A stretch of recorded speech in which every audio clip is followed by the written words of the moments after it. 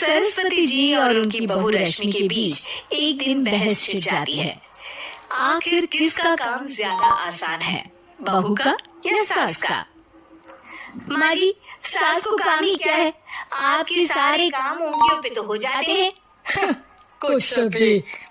हाँ, हिसाब तो उंगलियों पे ही हो जाता है ना।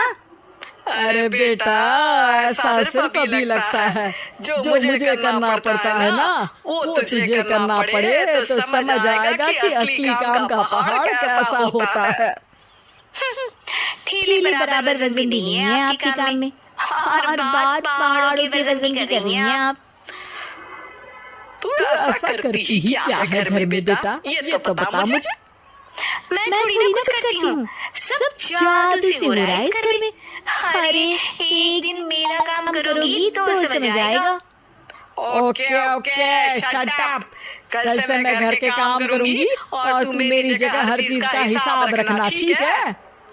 ठीक है, ये भी कर लेते हैं।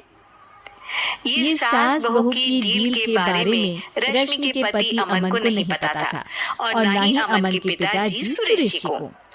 पर गेहूं के साथ साथ जैसे घुन भी पिस जाता है, ये दोनों भी पिसने वाले थे।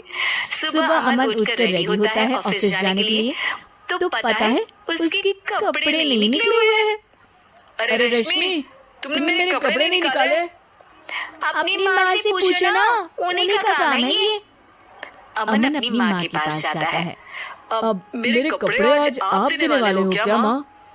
हाँ, देना तो मुझे ही चाहिए, पर तेरी बहू ने कपड़े धोने ही नहीं डाले, तो कोई भी धुला हुआ कपड़ा नहीं है बेटा। हैं? ऐसा क्यों? कपड़े तो धोने आप ही देते हो ना माँ? अरे बहू ने तुझे बताया नहीं, अब हम अदल बदल गए हैं। मैं अब बहू और तेरी बीवी सास। अमन परेशान हो गया। वो बिना इस्त्री के कपड़े पहनकर ऑफिस चला गया।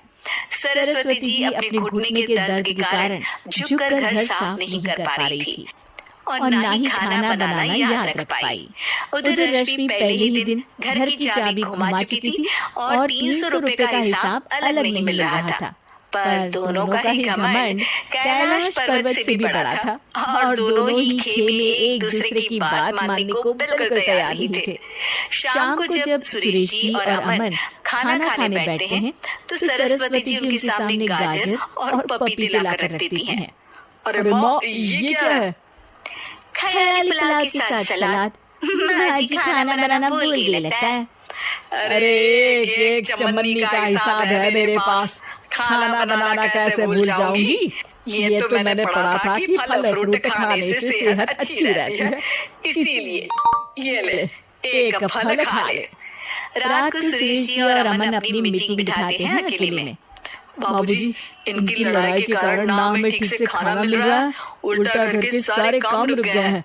हाँ बेटा, 2 भैंसों की लड़ाई में बेचारे खेत के पौधों का भी नुकसान हो रहा है। पर पापा, क्या बताऊं आपको, मैंने माँ को इस महीने की दूसरी तारीख को बिजली के बिल के पैसे दिए थे। आज बिल भरने के लिए मांगने गया तो पता चला कि रश्मि उन पैसों से गैस सिलेंडर ले आई। अच्छा, तो सिलेंडर के पैसों का क्या हुआ? सिलेंडर के तो कोई पैसे नहीं थे बाबूजी, हमारे घर पर गैस की पाइपलाइन लगी है ना। बेटा, इन दोनों का कुछ करना पड़ेगा, नहीं तो अपने घमंड के चक्कर में पूरा घर बर्बाद कर डालेंगे ये दोनों। अमन और सुरेश जी काफी सोच विचार के बाद एक निष्कर्ष पर पहुंचते हैं। रात ही को दोनों अपनी पत्नियों की अलमारी से नई साड़ी निकालते हैं, और सुबह जब रश्मि और सरस्वती जी उठते हैं तो देखते हैं कि दोनों पति साड़ी पहनकर चढ़ाव पर सब्जियां काट रहे हैं। अरे ये सब क्या हो रहा है? क्या हो रहा है मतलब? आप दोनों अदल बदल हो सकते हो तो हम क्यों नहीं? अरे क्या मतलब? नहीं, मेरी भी बचपन से किसी की बहू बनने की इच्छा थी, तो आज से सरस्वती तुम बड़ी बहू, मैं मिडिल बहू और अमन छोटी बहू। अरे लेकिन सब घर पर बैठ जाएंगे तो कमाएगा कौन? ये घर कैसे चलेगा? अब वो तो भैया या बाकी लोग जाने, अब हमने भी अदल बदल कर ही लिया है तो कुछ नहीं हो सकता। रश्मि और सरस्वती जी को समझ में आ जाता है कि उन दोनों की आपस की डील की वजह से इन दोनों को बहुत तकलीफ हो रही है और उनकी ईगो ने दूसरों को कितनी यातनाएं दी है। अब असल में माँ जी आप सही थी, सास बनना बहुत मुश्किल है।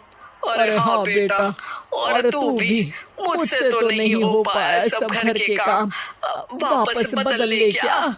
हाँ बिल्कुल माँ जी, और अब आप दोनों भी बदल लीजिए। कोई आ गया तो आप दोनों को देखकर क्या सोचेगा? अच्छा है, आप दोनों के समझ में ये बात तो आई। मैं फटाक से कपड़े बदल लेता हूँ। और रुक जा बेटा, एक फोटो ले लेती हूँ तेरी। मेरी बेटी होती तो तेरे जैसी ही दिखती साड़ी में। और मेरा फोटो नहीं लोगी?